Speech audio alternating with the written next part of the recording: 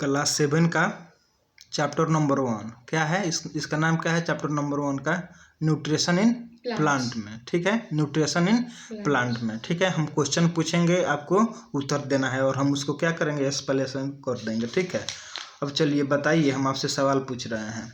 Right the photosynthesis reaction in form of an equation. जो photosynthesis की जो प्रक्रिया होती है वो क्या है, उसका इक्वेशन आप बताइए, क्या उसका इक्वेशन होता है?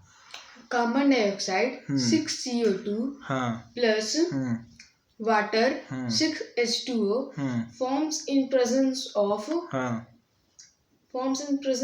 sunlight and chlorophyll. First, glucose C6H12O6 plus water 6H2O. Glucose का रासायनिक स्ट्रक्चर बताइए, रासायनिक सूत्र क्या होता है? C6H12O6. ठीक है, समझ में आ गया।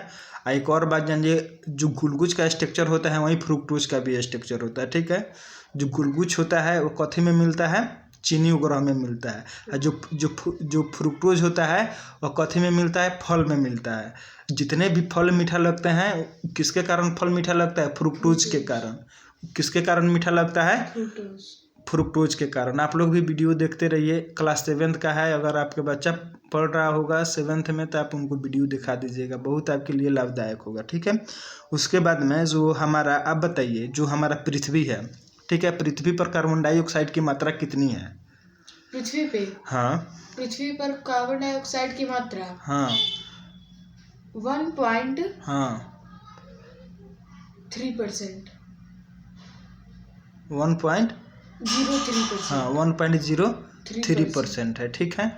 अच्छा, उसके बाद में आप बताइए, ऑक्सीजन की मात्रा कितनी है इस पृथ्वी पर, इस वायुमंडल में? 21% है। अब नाइट्रोजन की मात्रा कितनी है? 78%। नाइट्रोजन की मात्रा थोड़ा ज़्यादा है, ठीक है, कोई दिक्कत नहीं।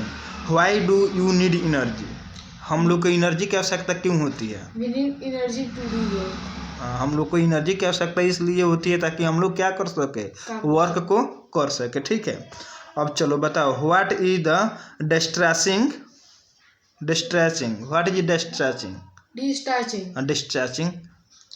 The process of keeping plant in dark for discharging is called discharging. अब चलो, साइटोप्लाज्म क्या होता है? Cytoplasm, the jelly-like substance present between nucleus of cell and cell wall, ठीक है, is called cytoplasm. ठीक है। अच्छा बताइए, हमारे न्यूक्लियस में क्या क्या उपस्थित रहता है?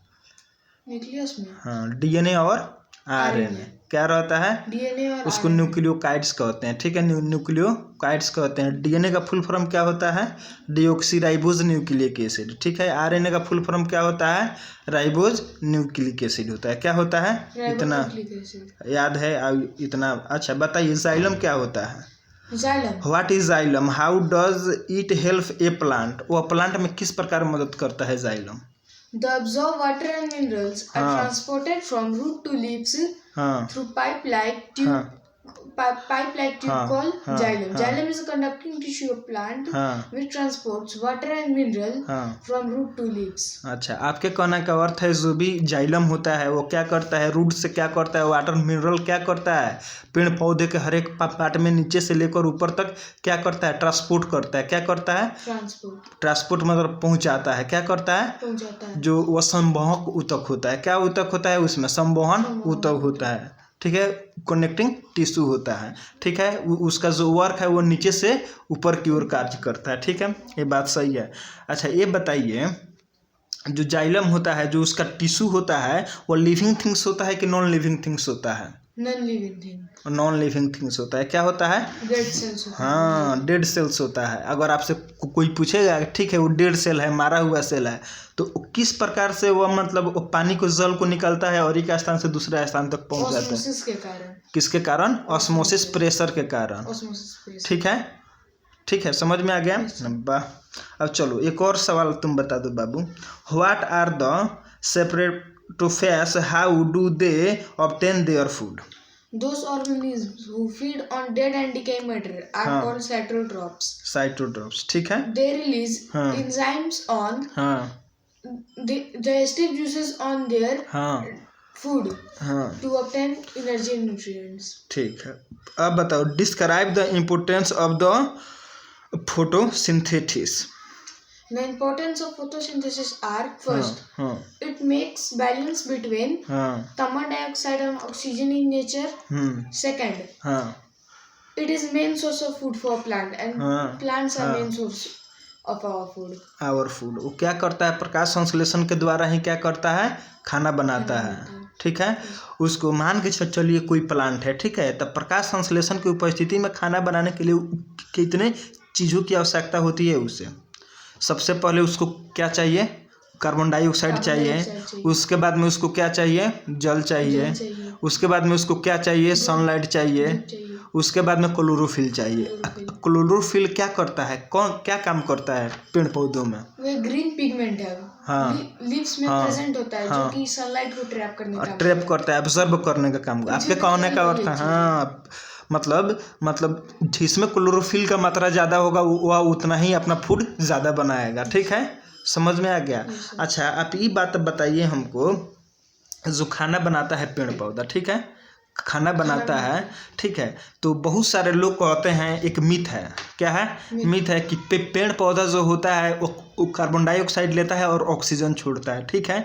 लेकिन हम आपसे पूछ रहे हैं कि पेड़ पौधा भी ऑक्सीजन को लेता है और कार्बन डाइऑक्साइड को छोड़ता है, ये बात सही है? ये सर रात के समय। हाँ, रात के समय। लेकिन जब उसको खाना बनाना रहता है, जो भी पेड़ पौधे हैं, जो भी प्लांट्स है, जब उसको फूड बनाना रहता है तो अपना फोटोसिंथेसिस क्या करता है? प्रोसेसिंग करता है। फोटोसिंथेसिस के प्रोसेसिंग के द्वारा क्या करता है? अपना फूड को मेजर करता है, क्या करता है? बनाता है, मेकिंग करता है, ठीक है। उसके बाद में जब सूर्य के प्रकाश खत्म हो जाएगा तो वो अपना खाना नहीं बना पाएगा। अरे भाई, जाहिर सी बात है, जब सनलाइट नहीं रहेगा तो कैसे खाना बना पाएगा? नहीं बना पाएगा खाना। जब खाना नहीं बना पाएगा तो क्या करेगा? ऑक्सीजन को लेगा और कार्बन डाइऑक्साइड को क्या करेगा? डिस्चार्ज करेगा, छोड़ेगा, ठीक है। लेकिन पीपल का पेड़ एक ऐसा पेड़ है जो क्या करता है? 24 घंटा केवल ऑक्सीजन ही, केवल ऑक्सीजन, ऑक्सीजन देता है, कार्बन डाइऑक्साइड लेता है और ऑक्सीजन देता है। लेकिन अन्य प्लांट जब फोटोसिंथेसिस होता है उस समय कार्बन डाइऑक्साइड लेता है और ऑक्सीजन को क्या करता है? रिलीज करता है, O2 को रिलीज करता है। अभी तुलसी भी वैसा ही। हाँ, तुलसी भी वैसा ही है, ठीक है। उसका इंग्लिश में क्या कहते हैं? तुलसी को, तुलसी।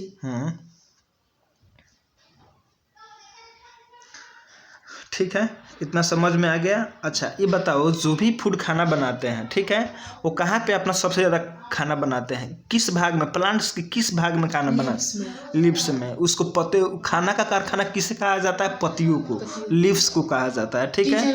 हाँ, किचन ऑफ ए प्लांट कहा जाता है, ठीक है, कोई दिक्कत नहीं। अच्छा, ये बात आप बताइए हमको, ठीक है, ये बात बताइए कि मान के चलिए जो भी फूड बना रहा है कोई, ठीक है, कोई फूड बना रहा है, ठीक है, उसमें फ्लोएम का नाम आप सुने होंगे।